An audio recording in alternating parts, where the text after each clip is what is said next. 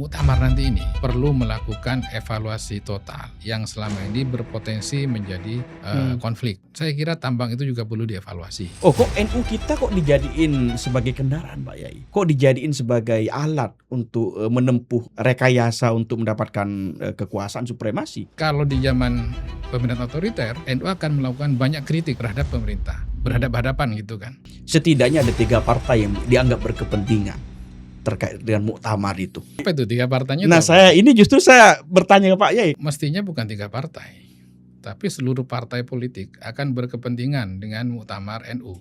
Oke, jenis kepentingannya apa, Pak Yai? PKB ini kan, kata Mas Melki tadi, secara historis itu tidak bisa dilepaskan dari NU. Nah, saya kira ke depan itu PKB memang perlu bersinergi dengan PBNU. Menjadi banum kah? PBNU juga tidak boleh melalaikan untuk berkomunikasi yang strategis dengan partai politik yang lain. Mengapa? Karena sebagian besar warga NU itu juga menjadi bagian dari partai politik yang lain. Bahkan lebih banyak yang tidak memilih PKB. Ujung-ujungnya pasti juga politik uang. Mohon maaf, karena ada nilai keulamaan, jadi jangan disamakan dengan organisasi politik. Kalau saya ini secara pribadi, saya tidak meyakini ada politik uang. Dan kalau politik uang itu pasti ketahuan. Gimana cara mengetahui, Pak? Wah, ini. Siapa memberikan berapa ke siapa, itu pasti ketahuan. Kalau itu terjadi. Dan itu kalau ketahuan, itu akan menjadi aib sepanjang hidupnya. Bukan hanya malu seumur hidup, dia juga akan meruntuhkan nilai-nilai keulamaannya di depan masyarakat, di depan santri.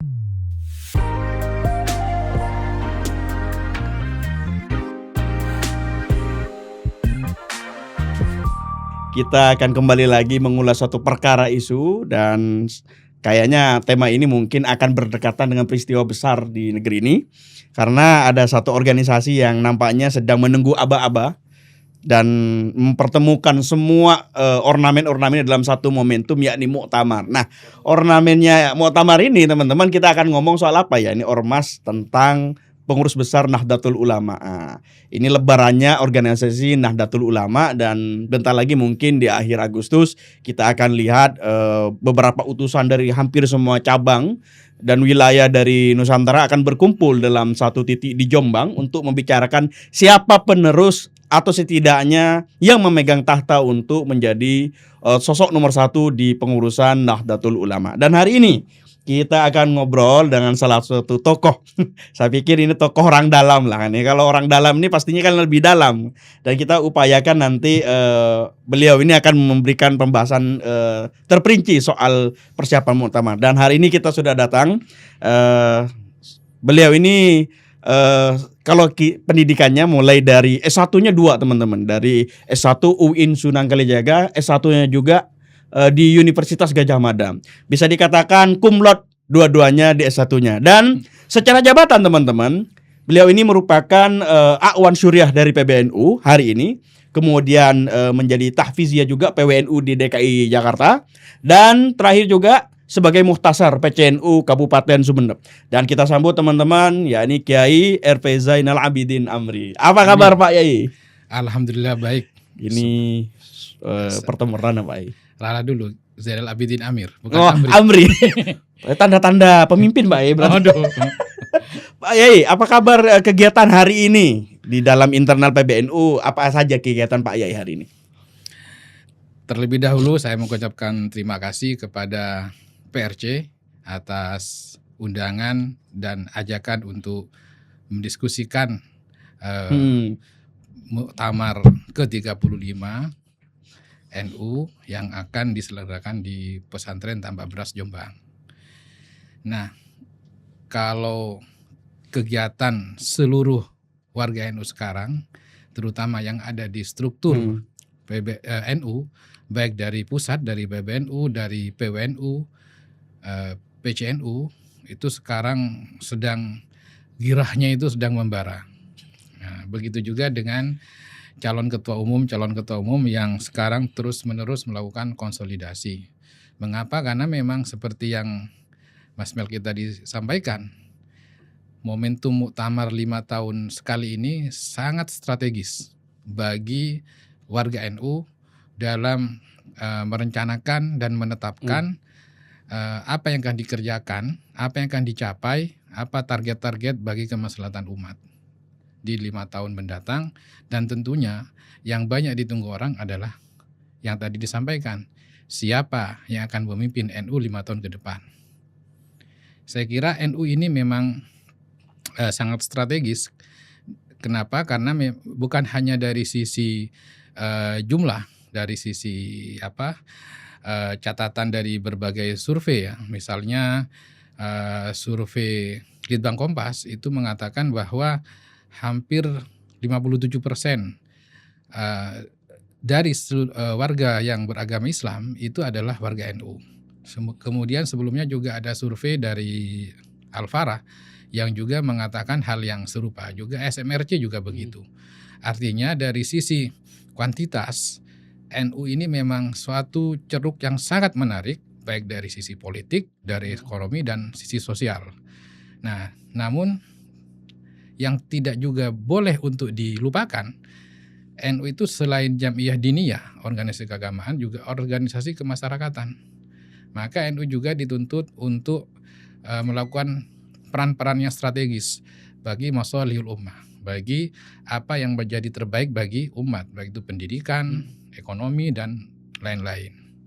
Nah, saya kira seluruh warga NU sekarang sedang memasang kuda-kuda untuk berangkat ke Muktamar NU ke-35 di Tambak Beras. Kenapa harus kuda-kuda, Pak Yai? Kuda-kuda itu artinya memang kita serius menghadapi muktamar ini. Bukankah sesuatu pertemuan ini kan harusnya disyukuri sebagai silaturahmi akbar, menyenangkan. Kenapa kok tiba-tiba serius itu nada muktamar itu? Kenapa Pak Yai? Kira-kira apa Pak Yai yang serius itu?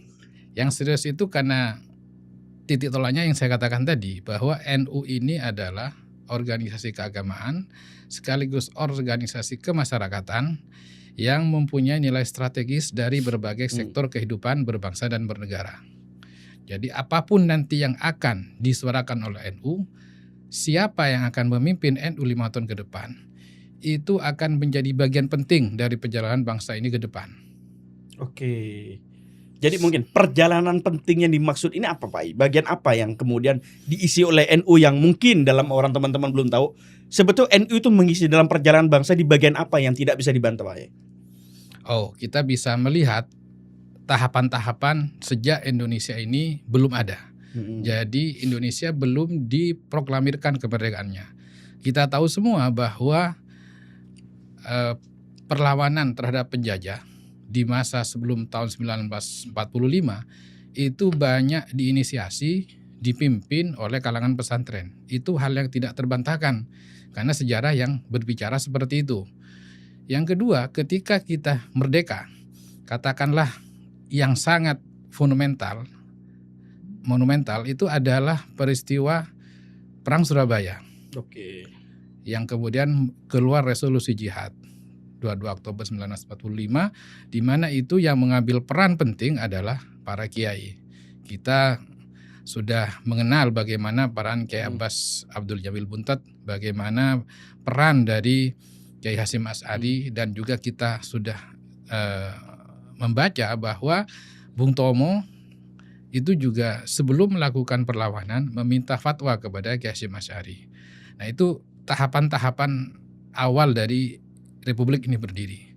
Nah, tahapan-tahapan selanjutnya kenapa NU menjadi penting dan terlibat dalam perjalanan bangsa ini, ketika Orde Lama atau Orde di Presiden Soekarno, NU itu sempat bergabung dengan Masyumi. Kemudian karena konflik internal di Masyumi, NU keluar tahun 1952 ketika muktamar di Palembang, dan itu membuat kejutan karena NU kemudian bisa meraup suara 18%. Nomor 3 saya Nomor 3 nomor ya. 3. Betul, ini kan setelah PNI, PKI dan NU. Oke.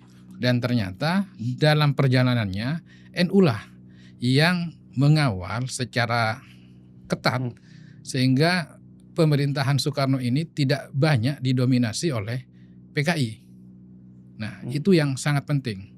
Dan ketika NU ini masuk dalam sistem di pemerintahan Soekarno, NU tidak larut hanya menjadi sekedar alat pemerintah. Ini yang mungkin nanti bisa kita jadikan PR untuk kepemimpinan ke depan. Tapi NU bisa menjadi sekaligus oposisi kepada Soekarno. Banyak kritik-kritik yang dilancarkan oleh NU pada waktu itu yang tidak hanya didebat oleh Soekarno, tapi juga diakomodir oleh Soekarno. Misalnya ide tentang Cancut Taliwondo ketika berperang di Irian Barat, itu adalah konsep yang dikeluarkan oleh Kiai Habibullah. Nah, ketika terjadi pergolakan politik yang berbuah kepada geger PKI itu, NU paling depan melawan dan menghabisi PKI bersama TNI. Nah, itu di zaman Soekarno. Nah, di zaman Presiden Soeharto, NU mengalami dinamika yang menarik. Memang awalnya NU ini sempat dipinggirkan selama beberapa puluh tahun, kemudian sempat juga dirangkul ketika NU mendeklarasikan diri sebagai penganut asas tunggal Pancasila. Di situ terjadi bulan madu dengan pemerintah, tapi kemudian ketika Ijmi lahir, kemudian terjadi lagi gesekan dengan pemerintah. Jadi di masa Orde Baru ini dinamis.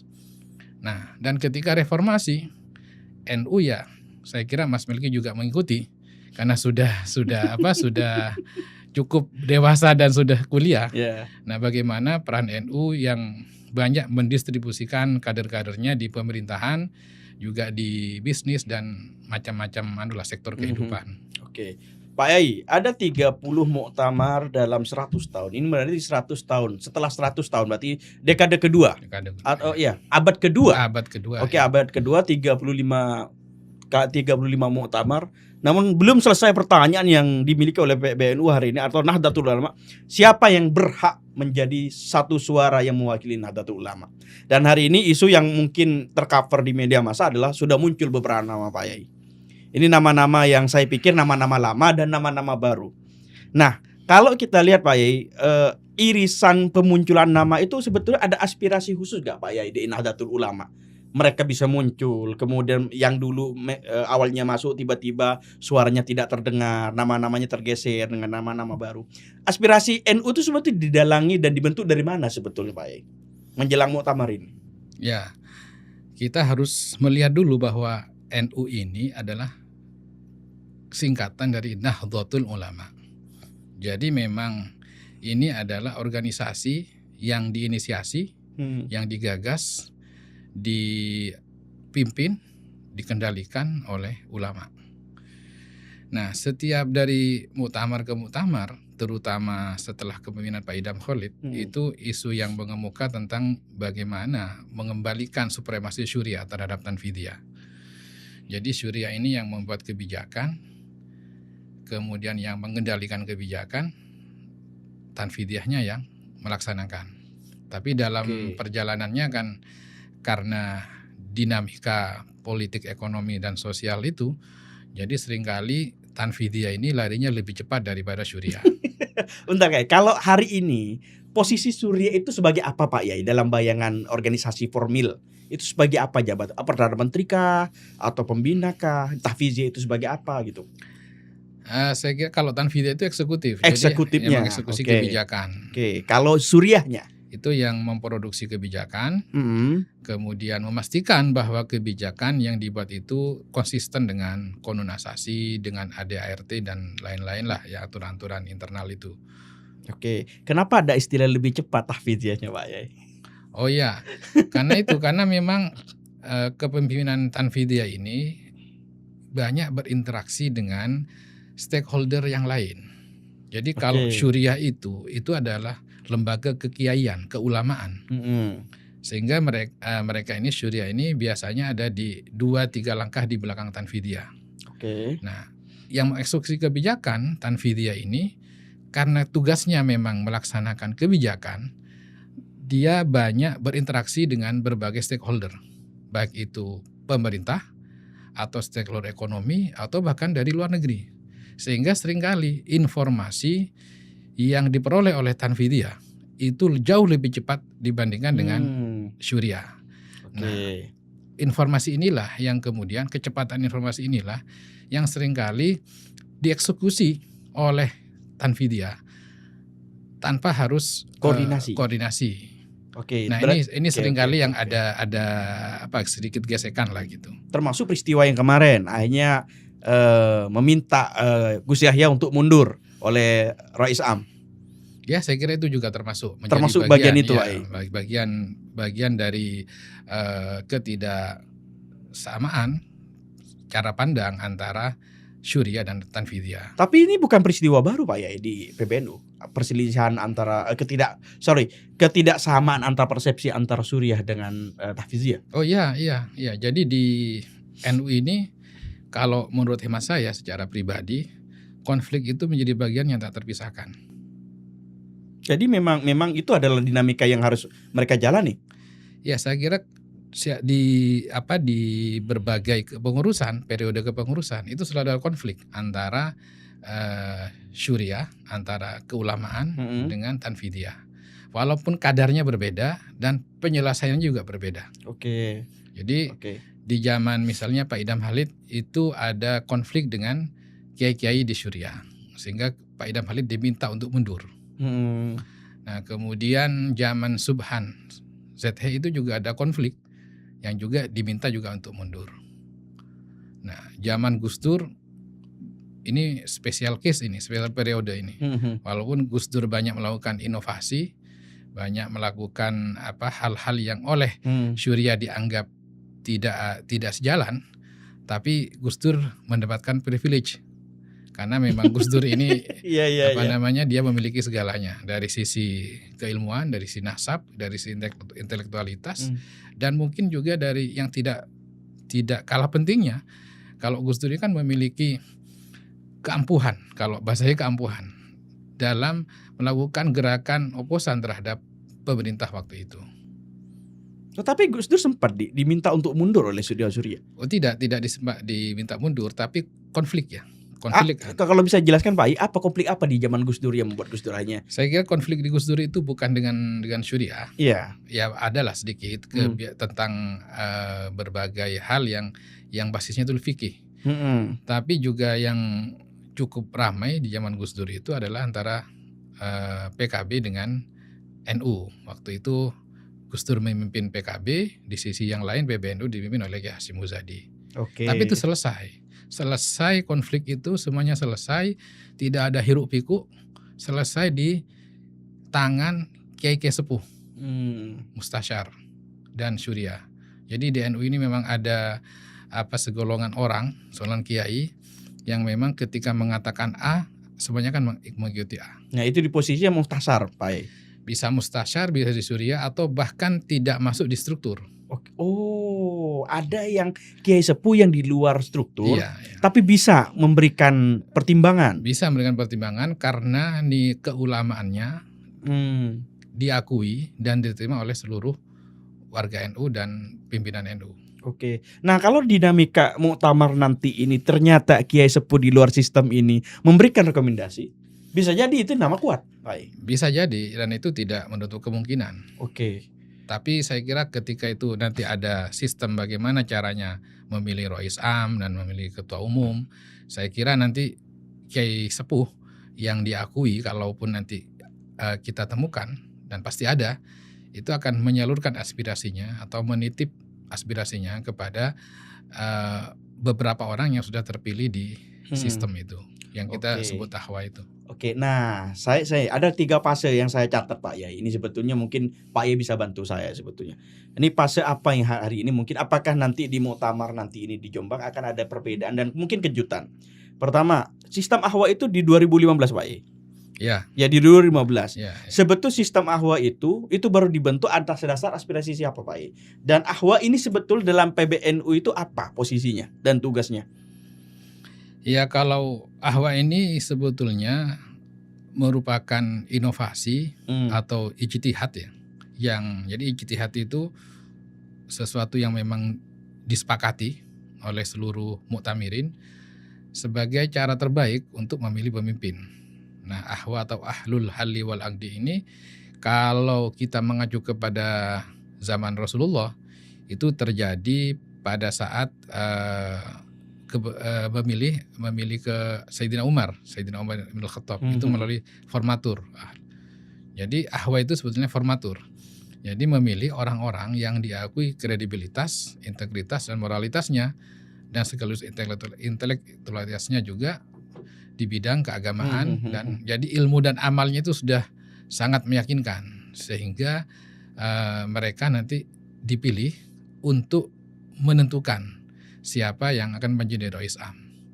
Itu nantinya setiap PCNU, pengurus cabang di tingkat kabupaten atau kota ataupun PWNU di tingkat provinsi akan memilih beberapa nama yang dinominasikan untuk menjadi ahwa. Oh iya, oke. Nah, sehingga nanti itu dari sekian banyak PCNU dan PWNU akan ditabulasikan siapa mendapatkan suara berapa.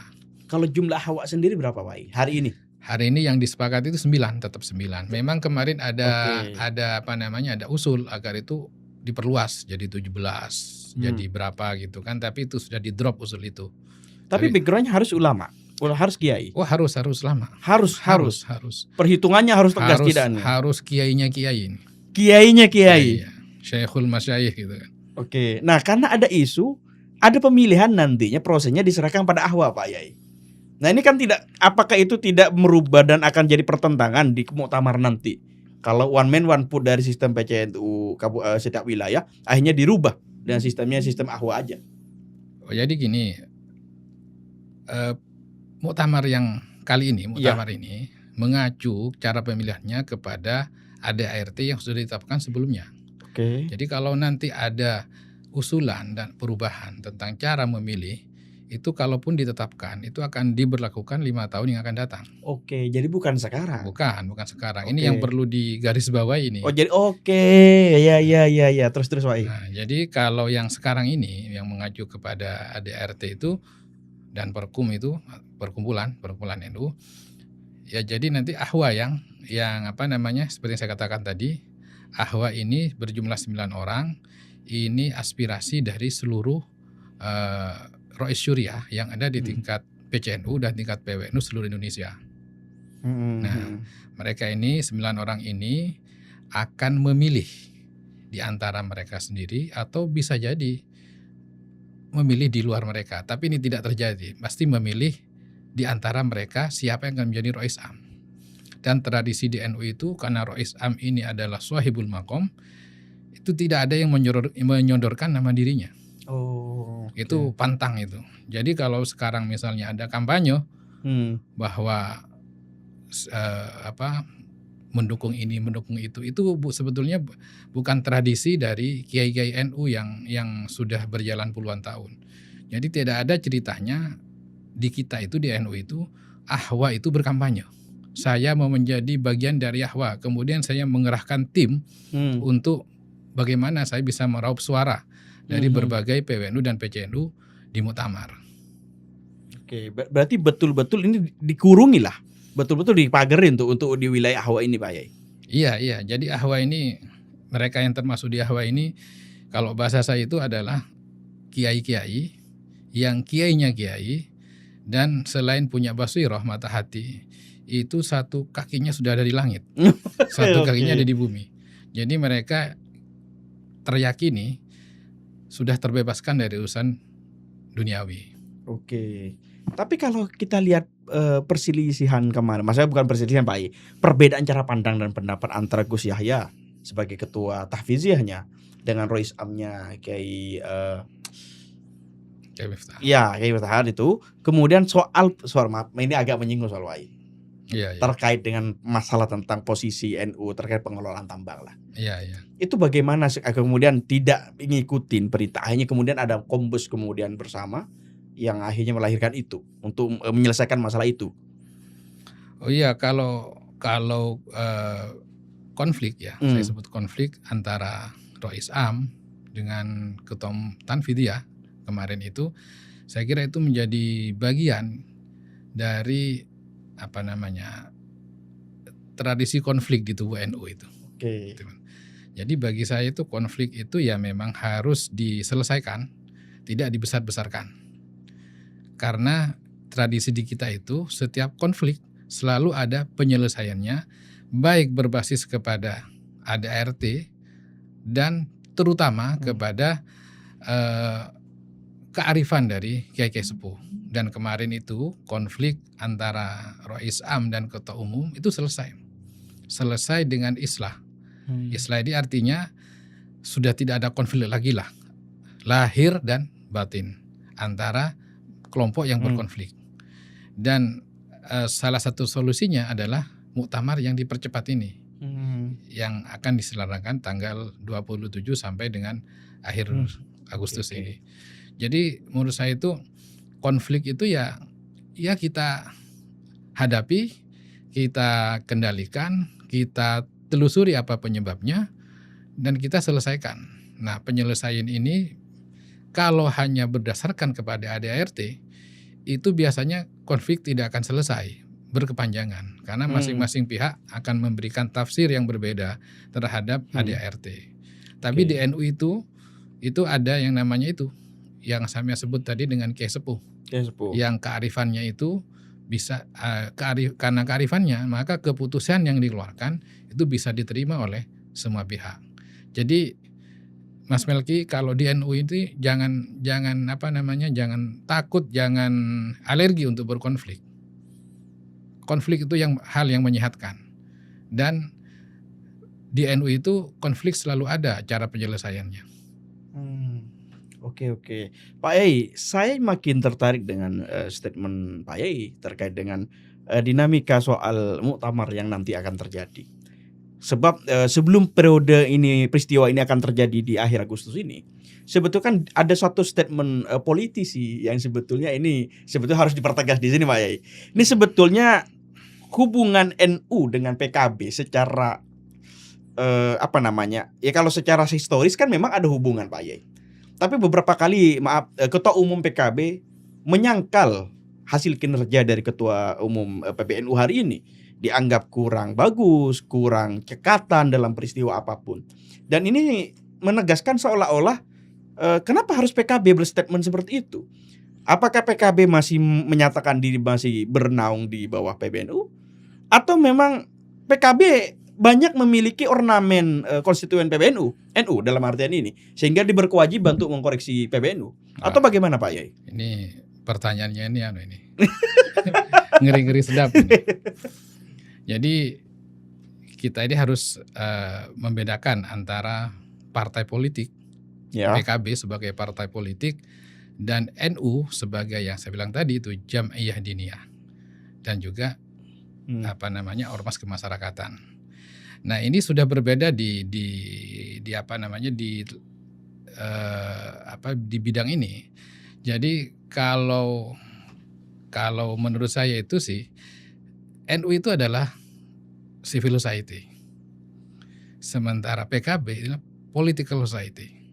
Ini dua hal yang ranah bermainnya ini berbeda.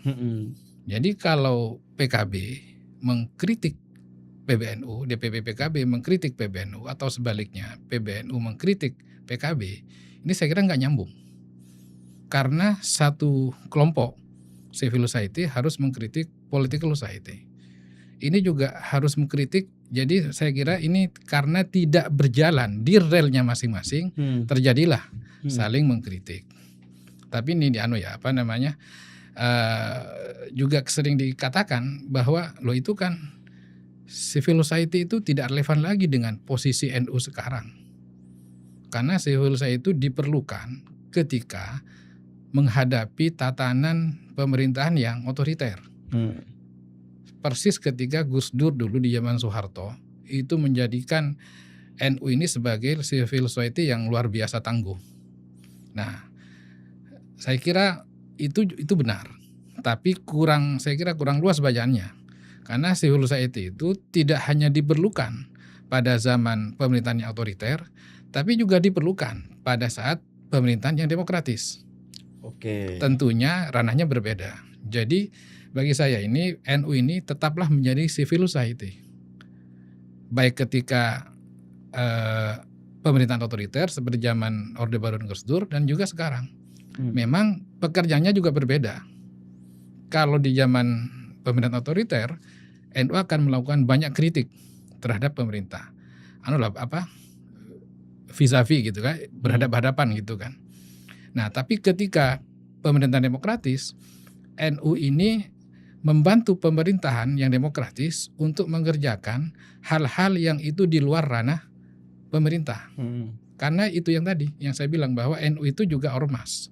Dia juga memiliki tanggung jawab untuk mengurus warganya di bidang pendidikan, sosial, yang itu tidak dimasuki oleh partai politik. Nah, ini sebetulnya ini pembagian kerja.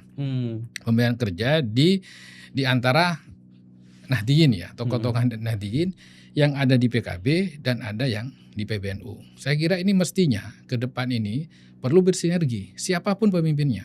Nanti siapapun yang terpilih di Muktamar NU ke-35 itu dengan PKB itu harus berjalan seiring. Karena mau tidak mau nyaris semua pemilih PKB itu adalah warga NU. Nah, tapi pada saat yang sama PBNU juga tidak boleh melalaikan untuk berkomunikasi yang strategis dengan partai politik yang lain. Mengapa? Karena sebagian besar warga NU itu juga menjadi bagian dari partai politik yang lain. Bahkan lebih banyak yang tidak memilih PKB. Nah, untuk ini, untuk ke sini justru ini yang menguatkan baik. Kalau tidak salah ada riset dari Litbang Kompas bahwa mayoritas warga Nahdliyin itu lebih banyak memilih Presiden Prabowo dan Mas Gibran untuk Pilpres di 2004 kemarin. Konon katanya data terakhir menunjukkan bahwa kelompok Nahdliyin justru lebih banyak ke Pak Prabowo dan lebih paling terakhir itu ke posnya ketika Caimin dengan Mas Anies Baswedan menyalonkan dia jadi presiden. Artinya secara porsi kalau Pak Ye bilang bahwa pemilih besar di PKB adalah masyarakat NU, tapi kenapa ketika ketua umumnya nyalon menjadi presiden atau wapres kemarin itu justru masyarakat Nahdliyin justru hengkang? Dalam artian justru menjatuhkan hati ke pilihan yang lain. Ya, tadi sudah disampaikan ya oleh Mas Melki bahwa warga NU itu jumlahnya antara 140 juta sampai 150 juta. Itu setara dengan sekitar 56,9% atau katakanlah 57% dari seluruh penduduk Indonesia yang beragama Islam. Nah, tapi kalau kita lihat data, berapa perolehan suara yang dihasilkan oleh PKB di pemilu kemarin? Sekitar 10% sekian lah ya. Katakanlah 11%. Berarti masih ada 36% atau katakanlah 30 biar gampang hitungnya. Suara warga NU yang terlepas dari PKB. Nah, ini artinya bahwa memang perlu komunikasi politik yang intensif, yang strategis dari PKB yang memang dilahirkan oleh NU biar bisa meraih bagian suara terbesar dari warga NU. Tapi kan kenyataannya sekarang tidak. Nah, saya kira kenapa kemarin itu banyak memilih Prabowo Gibran dibandingkan Muhaimin Anies Baswedan. Saya kira karena waktu itu memang kiai-kiai, masyayikh yang ada di NU secara struktural dan kultural itu juga memilih Prabowo Gibran. Jadi memang terjadi persaingan di NU sendiri antara tokoh-tokoh NU yang memilih Muhaimin Anies Baswedan dengan tokoh-tokoh NU yang memilih Prabowo Gibran. Dan kalau dari data yang kita singgung tadi ternyata bahwa kebanyakan warga NU itu memilih Prabowo Gibran. Nah, ini sebetulnya koreksi juga bagi PKB bahwa komunikasi politik PKB ini belum betul-betul menyentuh kepada seluruh lapisan warga NU yang ada. Andai kata itu ada komunikasi politik yang strategis, mungkin angkanya akan lebih besar. Makanya ke depan saya kira PKB ini kan kata Mas Melki tadi secara historis itu tidak bisa dilepaskan dari NU. Nah, saya kira ke depan itu PKB memang perlu bersinergi dengan PBNU. Menjadi Banum kah? Oh tidak, tetap PKB sebagai partai politik, PBNU sebagai civil society yang tangguh. Karena garapannya sama ini, sama-sama warga NU. Jadi PKB ini karena partai yang tidak bisa lepas identifikasinya dari NU ini, memang juga banyak memberikan kontribusi, melakukan pembinaan, advokasi kepada warga NU karena mayoritas memang pemilihnya warga NU. Nah, ke depan bukan demi egoisme politik atau egoisme jabatan, tapi demi kemaslahatan umat yang sama-sama warga NU. Saya kira PBNU dan PKB perlu bersinergi untuk melakukan banyak hal. Ini penting ini antara partai politik dengan ormas, dengan civil society ini. Oke. Tapi maaf Pak I, saya justru teringat salah satu statement salah satu ulama waktu di Jombang kemarin itu untuk mempersiapkan keputusan ini. Setidaknya ada 3 partai yang dianggap berkepentingan terkait dengan muktamar itu. Ini ternyangka di kepala kita itu sebetulnya 3 partai yang dimaksud ini kenapa berkepentingan sekali dengan muktamar NU ini. Apakah muktamar NU betul-betul akan menjadi mitra atau setidaknya menjadi penyangga otoritas dan legitimasi terhadap 3 partai itu. Dan partai-partai ini sebetulnya adalah apakah diisi orang PBNU ataukah orang di luar PBNU yang tertarik untuk masuk ke PBNU. Ini kan menjadi daya tawar serius ke publik. Kok begitu istimewanya muktamar ini sampai 3 partai ini rela berbaris gitu loh di. Apa itu 3 partainya? Nah, saya bertanya ke Pak Yai, kan beliau ini kan hanya menunjukkan 3 partai, tapi tidak menyebutkan identitas partainya. Iya, iya. Tapi setidaknya kan gambarnya jelas siapa aja Pak Yai. Kalau hemat saya itu mestinya bukan 3 partai, tapi seluruh partai politik akan berkepentingan dengan muktamar NU. Oke, jenis kepentingannya apa Pak Yai? Nah, kepentingannya kalau partai politik tidak ada lain adalah politik elektoral. Ini tahun 2026. Ya. Berarti 3 tahun lagi akan ada pemilu. Nah, mungkin partai politiklah sudah membaca bahwa PKB yang dilahirkan dari NU, yang dilahirkan oleh kiai-kiai NU waktu itu, mampu bermain di sekitar 10% suara dari NU. Artinya masih ada sekian puluh persen yang bisa diambil oleh partai politik lain. Ini saya kira satu yang menarik. Sehingga partai politik secara politik elektoral berkepentingan untuk cawe-cawe di muktamar NU. Oke. Nah, mungkin begini. Orang sering membedakan antara NU struktural dan NU kultural. Oke. Jadi sering dikatakan bahwa NU kultural itu adalah warga NU yang tidak ada di struktur kepengurusan NU. Atau juga mereka yang tidak cawe-cawe dalam kegiatan-kegiatan NU. Tapi mereka involve ya. Engage lah dengan kegiatan NU. Mas Melki ini termasuk NU kultural juga. Kalau nanti datang ke muktamar NU di Jombang. Oke, Pak. Tapi begini, saya kira itu perlu direvisi, kultural dan struktural. Menurut saya tidak ada lagi sekarang namanya NU struktural dan NU kultural. Karena yang NU struktural itu juga kultural. Dan yang kultural itu juga struktural. Nah, katakanlah siapa misalnya? Misalnya Kiai Nurul Huda Jazuli, salah satu kiai sepuh yang kita hormati. Beliau ini memimpin pesantren di pelosok yang santrinya itu udah 15 ribuan, belum lagi alumninya. Setiap hari beliau ini ngaji, ngopeni santri. Tapi beliau ada di struktur Mustasyar PBNU. Atau katakanlah Kiai Anwar Mansur. Beliau ini setiap harinya ngaji, ngopeni santri juga. Beliau inilah Rois Syuriah PWNU Jawa Timur.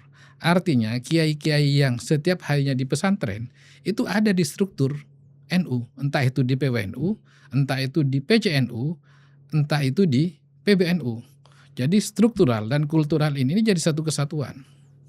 Atau misalnya siapa, kalau di Madura itu sekarang yang terkenal kealimannya Kiai Thaifur Ali Wafa. Beliau setiap harinya juga ngaji, mengajari santri mulai hadis, tasawuf dan lain-lain. Beliau ini ada di Mustasyar PJNU Kabupaten Sumeneb.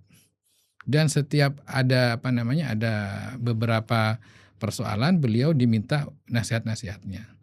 Ya, jadi gini, saya ingin mengatakan dalam podcast ini bahwa sudahlah tinggalkan perbedaan terminologi struktural dan kultural. Karena yang kultural itu juga struktural, yang struktural itu juga kultural. Nah, katakanlah saya sekarang, Gus Yahya Ketua Umum Tanfidiyah. Ini struktural PBNU paling top ini, Ketua Umum Tanfidiyah. Tapi beliau ini juga masih ngaji di pesantrennya itu di Rembang. Atau nanti yang calon ketua umum katakanlah siapa ya, Gus Kikin. Gus Kikin ini salah satu pengurus di DPP di PBNU dan juga beliau pengasuh di pesantren Tebu Ireng. Atau ya begitu semuanya. Jadi kultural dan struktural ini sekarang sudah tidak relevan. Nah, kembali kepada pertanyaannya Mas Melki tadi, kenapa ini partai-partai berkepentingan? Nah, karena tadi itu menurut saya, karena tidak ada lagi kultural struktural. Jadi ketika sebuah partai politik berhasil menempatkan kadernya di kepengurusan PBNU atau PWNU, itu merupakan suatu jalan atau lorong untuk bisa masuk ke basis suara NU. Oke. Ada jembatan lah, ada bridging yang menghubungkan antara partai politik yang kepentingannya tidak lain adalah meraup suara dari warga NU yang tidak separuhnya saja diambil oleh PKB. Nah, jalan ke arah itu, muktamar inilah yang paling seksi. Karena muktamar ini akan memilih pimpinan di tingkat pusat. Tapi idenya muktamar ini kembali ke Hito, Pak ya? Ya, kembali ke Hito itu tidak berarti kemudian kita lepas dari partai politik. Tidak lepas dari politik ya. Bondo ya Pak ya? Iya. Okay. Tidak lepas sama sekali dari politik. Oke Pak Yai, justru saya mempertanyakan, kalau kemudian struktural dan kultural mungkin sudah menjadi flat, artinya datar, dan kemudian partai bisa masuk atau bisa menempatkan, atau tidak menjadi asumsi liar dari kelompok Nahdien di kelompok pedesaan, pekampung. Oh, kok NU kita kok dijadiin sebagai kendaraan, Pak Yai? Kok dijadiin sebagai alat untuk menempuh rekayasa untuk mendapatkan kekuasaan supremasi? Nah, apakah ada perasaan semacam itu di kalangan NU sehingga mereka berpikir, oh jangan begitu dong, gitu loh. Kan artinya Pak Yai ada upaya juga nanti perkiraan kita. Oh berarti besar juga nanti perhelatan ini. Ya. Ya. Jadi saya teringat kepada salah satu pendiri NU yang pesantrennya akan ditempati muktamar. Itu kayak Abdul Wahab Hasbullah. Ini luar biasa beliau ini. Beliau ini yang salah satu inisiator yang mengubah NU menjadi partai politik tahun 1952. Banyak orang kiai-kiai waktu itu banyak yang kritik. Loh kenapa ini NU menjadi partai politik? Yeah. Nah, Kiai Wahab itu dengan tegas mengatakan bahwa antara NU dan politik itu bagaikan gula dan rasa manisnya. Tidak bisa dipisahkan. Nah, kemudian beliau juga mengatakan bahwa kiai-kiai ini bisa tenang mengajar di pesantren, bisa tumak ninah mengajar istiqomah. Itu karena perjuangan politik kiai-kiai yang ada di Jakarta. Nah, jadi saya kira istilah atau pemahaman bahwa ketika partai politik ini mendekat kepada NU, itu tidak bisa dikatakan partai politik ini akan menunggangi NU. Oke. Atau partai politik tidak kemudian menunggangi struktur NU dari pusat sampai ke bawah. Kita harus kembali ke saya katakan tadi. Ini satu sisi political society, ini adalah civil society. Jadi istilah menunggangi itu perlu direvisi. Menurut saya ini adalah sinergi. Karena masing-masing punya kekuatan dan kelemahan yang ujungnya itu adalah bagaimana menciptakan masyarakat yang maslahah. Jadi saya kira itu nanti akan terjadi simbiosis mutualisme antara partai politik dengan warga NU. Dan sekarang dengan zaman gini ini, zaman semuanya terbuka teknologi semua, susah untuk siapa akan menunggangi siapa. Karena belum tentu yang ditunggangi itu lebih tidak kompeten. Justru bisa jadi yang di kampung katanya kan tadi, di pedesaan, itu jauh lebih melek informasi daripada yang kita yang ada di perkotaan. Jadi saya kira bukan menunggangi ya. Kalaupun ada partai politik yang mendekat ke NU, ya toh NU juga sekarang posisinya menjaga jarak yang sama dengan partai politik. Itu sah-sah saja. Yang penting itu terjadi sinergi yang saling menguntungkan, dan muaranya adalah bagaimana warga negara Indonesia ini yang itu mayoritasnya adalah NU itu bisa menjadi lebih sejahtera. Oke. Kalau kita balikan dengan fenomena yang baru tentang pertumbuhan wacana tentang menuju muktamar Pak Yai. Ada upaya bahwa calon untuk PBNU yang akan datang, calon ketua umum PBNU yang akan datang, minimum adalah sosok yang tidak bekerja di dinas yang lain. Ya, tidak menjadi menteri kah? Tidak. Ya, tidak di jabatan yang lain lah, di luar. Double ya. Tidak double lah. Nah, kalau Pak Yai lihat sebetulnya, bukankah ada satu opportunity seandainya jika sosok ini telah mengalami satu perkembangan leadership di luar kelembagaan dan kemudian dia bisa memimpin juga atau bersemailah dengan jabatan baru sebagai ketua umum, misal kalau dia terpilih misalnya. Dan kenapa pertimbangan tidak diharuskan, bahkan kalau boleh dikhususkan Pak Yai? Kenapa begitu Pak Yai? Pertama ya, itu secara ADART dan aturan perkumpulan itu juga tidak menghendaki seperti itu. Oke. Jadi double itu, yang double itu dilarang lah. Nah, karena kenapa? Itu sebetulnya masuk akal. Karena mengurus PBNU itu tidak bisa disambi, Mas. Ini sebuah kapal besar yang juga persoalannya juga besar, yang akan menuntut pemimpinnya untuk mengalokasikan waktu tidak hanya 24 jam, tapi bisa 36 jam sehari semalam. Orang yang sudah siap menjadi ketua umum PBNU itu artinya sudah siap mewakafkan seluruh hidupnya, seluruh waktunya, seluruh energinya untuk PBNU. NU ini sekali lagi tidak bisa disambi. Nah, itu yang pertama. Yang kedua, kalaupun ada calon-calon yang menurut Mas Melki tadi dengan berkiprah di tempat lain dia akan memiliki kemungkinan leadership yang lebih baik, itu saya kira itu tidak menjamin seperti itu. Justru nanti bisa berpotensi menggerus civil society, NU sebagai civil society menjadi bagian dari negara. Ini yang berbahaya.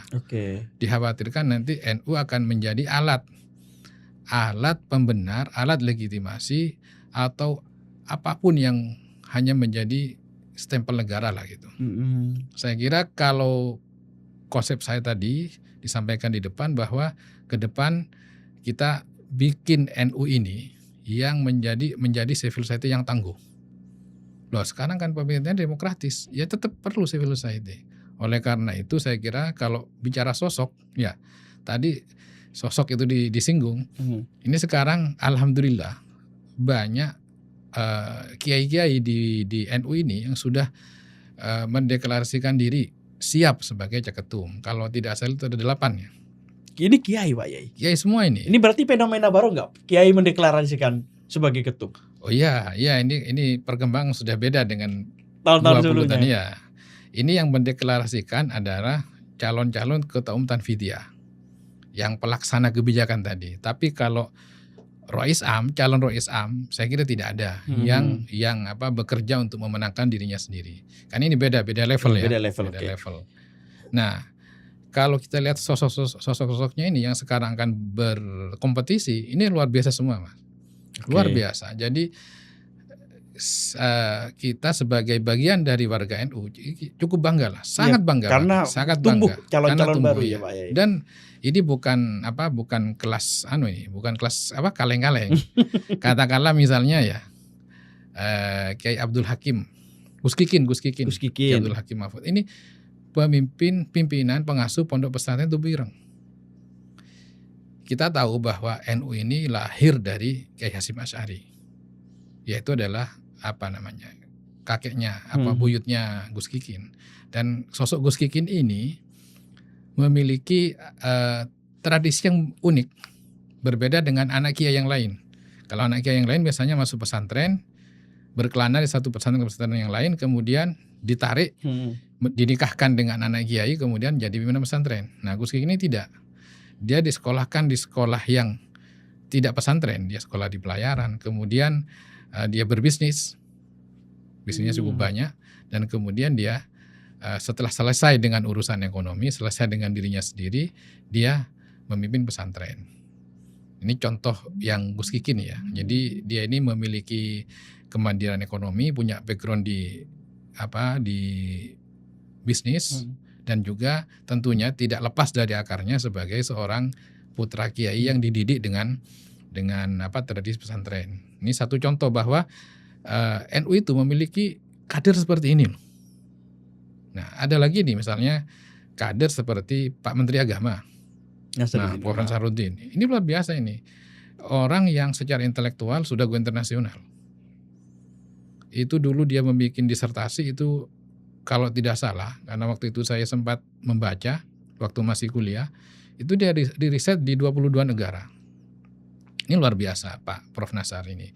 Dia berkecimpung di banyak jabatan, mulai Imam Masjid Istiqlal, dan itu menunjukkan bahwa dia tingkat akseptabilitasnya tinggi. Nah, ada lagi misalnya Gus Salam. Gus Salam ini secara nasab luar biasa. Dia mewarisi dari ibunya itu dari pendiri Lirboyo. Dari kakek bapaknya itu adalah pendiri NU, Kiai Bisri Samsuri.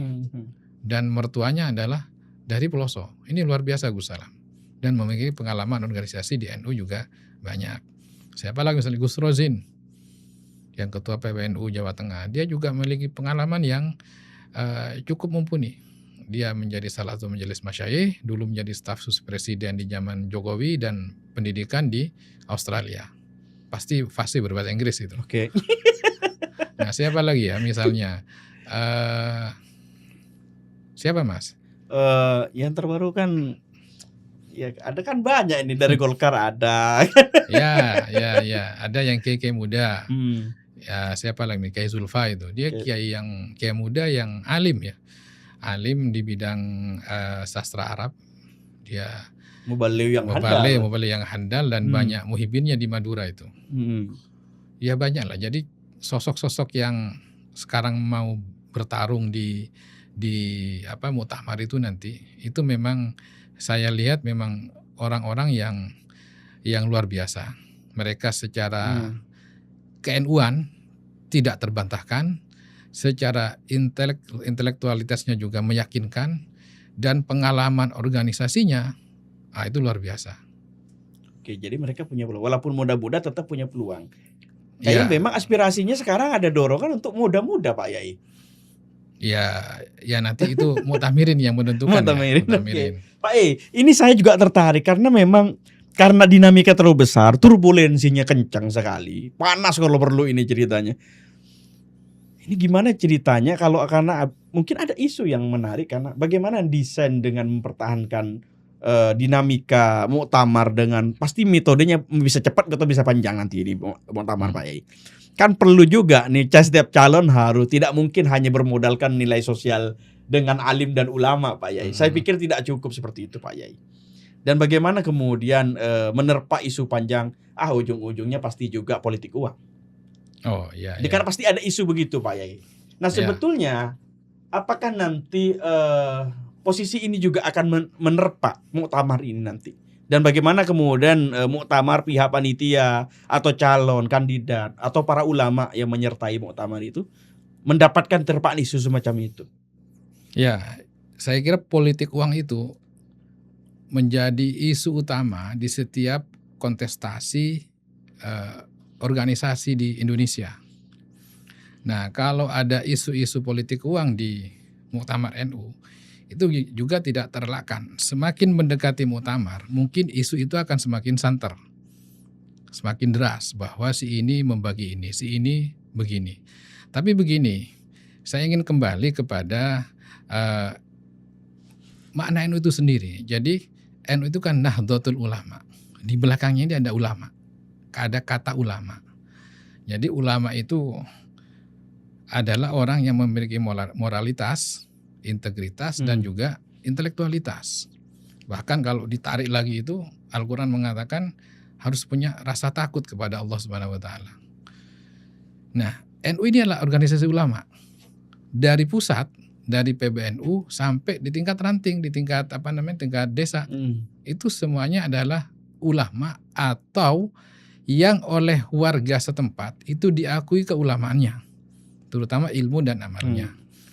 Nah, sampai sekarang ini saya yakin bahwa pengurus NU yang nanti akan memiliki hak suara di muktamar akan tetap menjaga keistiqomahannya dalam menjaga moralitas, integritas, dan intelektualitas tadi. Memang isu-isu bahwa politik uang itu sekarang sudah sudah menyebar. Itu memang banyak di media sosial lah, bahwa si A di backup oleh ini, si B di backup oleh ini. Tapi saya ini ingin mengatakan bahwa muktamar NU ini marilah kita mulai dengan trust, dengan percaya kepada dari pengurus di pusat, percaya kepada pengurus di tingkat cabang dan pengurus wilayah. Sebaliknya juga pengurus cabang harus percaya kepada PBNU dan PBNU-nya. Kenapa? Ini organisasi ulama, Mas. Jadi mohon maaf, karena ada nilai keulamaan, jadi jangan disamakan dengan organisasi politik. Seolah-olah bisa dibeli apa gitu. Soalnya bisa dibeli dan memang tujuannya itulah kepentingan. Tapi kalau di NU ini diksi yang menjadi urat nadi dari seluruh pengurus itu adalah khidmah. Khidmah itu ya kita mengabdi. Namanya pengabdian itu tidak mengharapkan imbalan. Itu khidmah itu. Nah, saya percaya dan saya menginginkan juga bahwa semuanya itu diawali dengan trust. Kalau isu-isu politik uang itu sejak sekarang digulirkan, ini akan merusak muktamar. Karena bisa jadi nanti kandidat yang kalah di muktamar akan menuding pemenang di muktamar itu adalah orang yang menggunakan politik uang, atau orang yang memiliki bandar. Nah, ini masalah besar ini. Kenapa? Karena tidak ada trust. Nah, kita mulailah dengan trust ini. Apakah memang benar ada politik uang? Kalau saya secara pribadi, saya tidak meyakini ada politik uang. Tidak meyakini politik uang. Kenapa? Karena saya percaya bahwa pemilih suara itu akan menjaga moralitas, integritas, dan intelektualitas. Jadi tidak bisa pengurus cabang itu dikendalikan oleh uang. Tidak akan mampu siapapun untuk membeli suara mereka. Kenapa? Karena mereka punya intelektualitas. Jadi bisa memilah dan memilih mana kandidat yang memang nantinya akan membawa kemaslahatan bagi warga NU.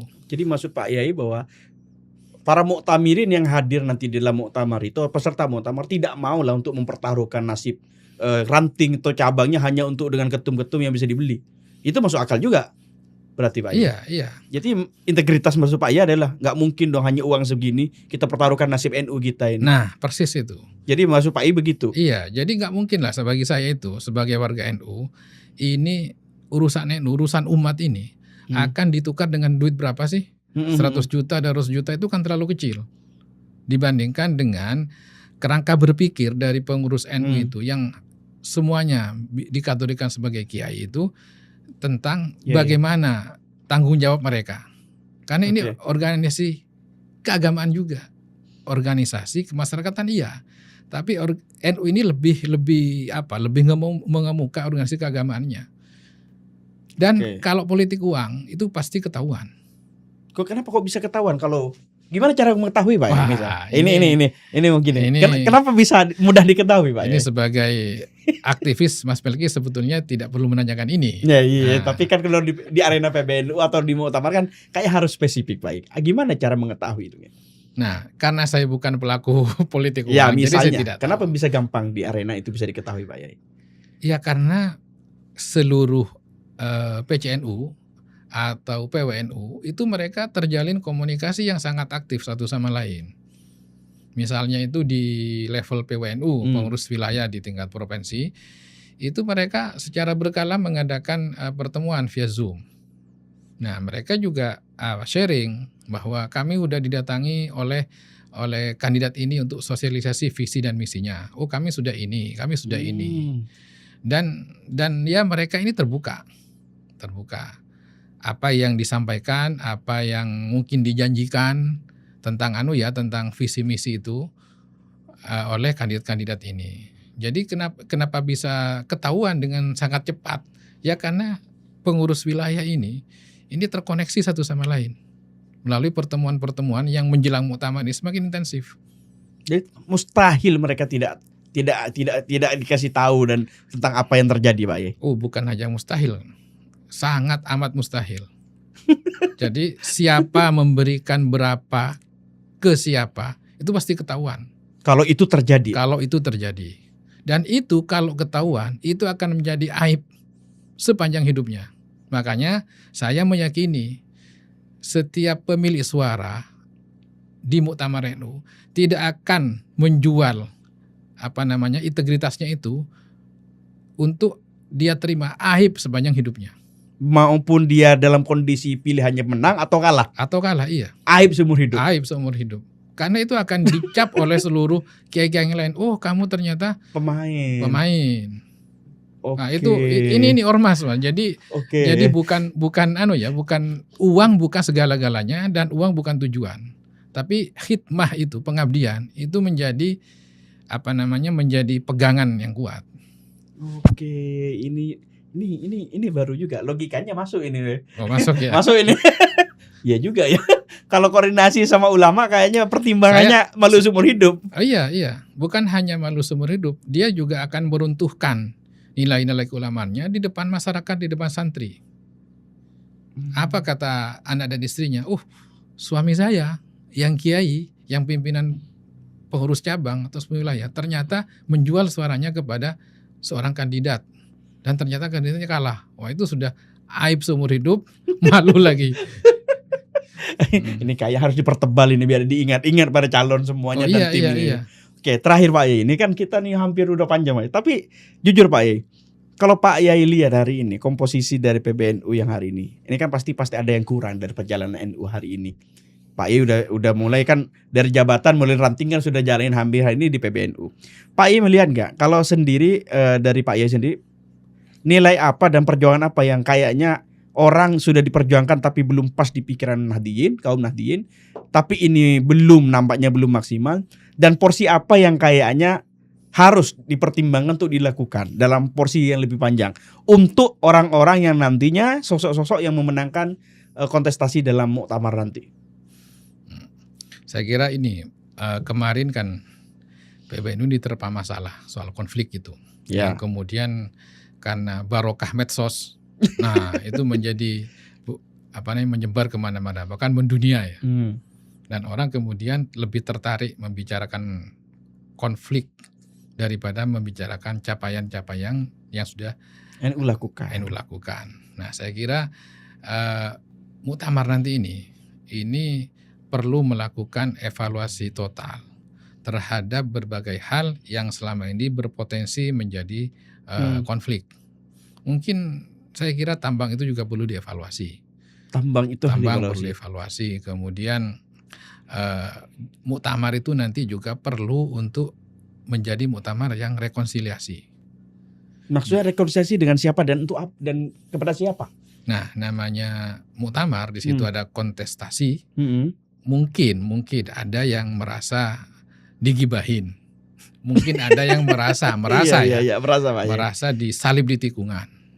Nah, itu jangan sampai kemudian menjadi sebuah catatan bagi yang kandidatnya kalah, bahwa ini kemudian nanti jadi permusuhan. Kita harus kembalikan kepada semangat ber-NU. Apa itu khidmah kepada organisasi keagamaan. Jadi kalaupun nanti kontestasi itu ada yang kalah dan yang menang, itu hal yang biasa, dan yang menang hendaknya merangkul yang kalah. Nah, ke depan itu perlu sinergi semuanya, perlu kekompakan. Oke, lagi-lagi kurangi faktor eksternal Pak Yai. Eksternal saya kira tidak perlu dikurangi saja, tidak perlu, tapi perlu bersinergi.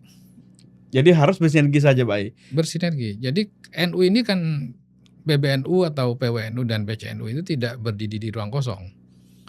Jadi kita ini tidak bisa berkhidmah dengan hanya mengandalkan keampuhan dan kemampuan diri sendiri.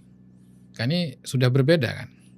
Jadi kita tetap perlu melakukan komunikasi yang efektif, komunikasi yang strategis dengan berbagai pihak eksternal.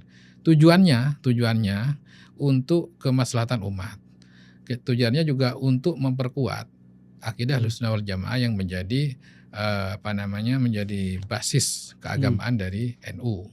Bukan sinergi dengan eksternal itu untuk memperkaya diri sendiri atau untuk meraup jabatan-jabatan yang hanya menggunakan NU sebagai batu loncatan. Nah, ini penting Mas, penting. Karena jangan sampai nanti itu juga pengurus PBNU, pengurus PWNU itu diisi oleh orang-orang yang tujuannya itu hanya untuk meraih kedudukan di pemerintahan. Nah, ini perlu perlu diwaspadai. Jadi ini penumpang-penumpang gelap ini kan. Romli-romli yang punya. Jangan sampai kemudian mereka ini masuk ke PBNU sebelumnya bukan siapa-siapa kan. Kemudian masuk di PBNU, kemudian menjadi ini, menjadi itu, yang muaranya itu adalah kepada pribadinya. Nah, ini berbahaya. Oke, berarti ada sistem kaderisasi yang perlu diperketat nih Pak I, agar nilai ke-NU-an yang dibawa diinternalisasi dirinya itu betul-betul menerpa dirinya dan kerjanya untuk NU. Ya. Bukan hanya orang caplok langsung NU. Tidak, pasti kita perlu juga meneliti ya, bukan meneliti lah, meneliti perlu melihat bahwa mungkin ada beberapa orang yang bergabung ke NU ini untuk melentingkan dirinya di jalur-jalur non NU, karena NU menjadi sebuah kekuatan, punya daya tawar yang tinggi, yang kata Mas Pelki tadi pihak eksternal itu perlu berkomunikasi dengan NU, kemudian terjalin perselingkuhan untuk mendapatkan jabatan, mendapatkan keuntungan kekayaan. Nah, ini yang perlu diwaspadai, sehingga kalau itu yang akan menjadi tujuannya, ini akan menggerus khidmah yang menjadi tujuan utamanya. Oke. Jadi prinsipnya itu kita perlu PBNU ini perlu menenggelamkan orang-orang yang hanya cari nomor punggung. Ya. Untuk bermain di liga lain, untuk cari ngambil nomor di PBNU. Ya, persis. Oke. Itu. Pak Kiai, ini nampaknya kita bisa buka sesi nanti lah. Kayaknya berapa hari lagi Pak ya kalau menuju Muktamar? Tanggal 27 itu pembukaan. 27 Agustus. Sekarang tanggal. Ya, sekarang 24 Agustus. Oke, berarti bentar lagi. Perkiraan berapa hari akan berlangsung Pak ya? Normal itu berapa hari Muktamar? Nah, ini dijadwalkan tanggal 31 ya. 31 kelar. Dari 27 ke 31. Dan itu nanti silakan Mas Pelki dan kawan-kawan juga datang ke sana. Karena Muktamar itu bukan hanya ajang pengurus struktur NU, tapi itu adalah ajang bagi warga NU semuanya untuk bersilaturahmi, untuk kemudian di sana juga ada kegiatan-kegiatan yang edukatif, ada kegiatan yang intelektual yang seperti itu, jadi banyak diskusi, banyak bincang-bincang kalangan anak muda itu. Iya. Oke, Pak Yai, ini terima kasih sudah datang di podcast kita Pak Yai. Tapi informasinya kita pertebal nanti Pak Yai. Itu bagian yang penting untuk kita informasikan. Sering salah paham soal PBNU. Publik itu sering salah paham.